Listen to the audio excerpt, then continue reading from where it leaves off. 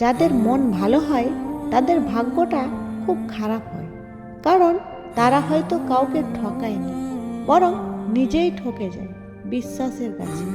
তারা জীবনে দুঃখ কষ্ট ছাড়া কিছুই পায় না।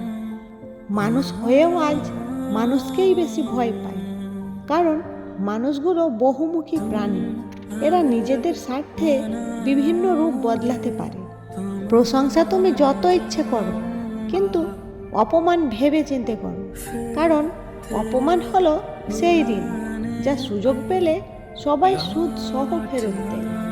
যাকে ভালোবাসো তাকে কখনো বুঝতে দিও না তাকে তুমি খুব বেশি ভালোবাসো।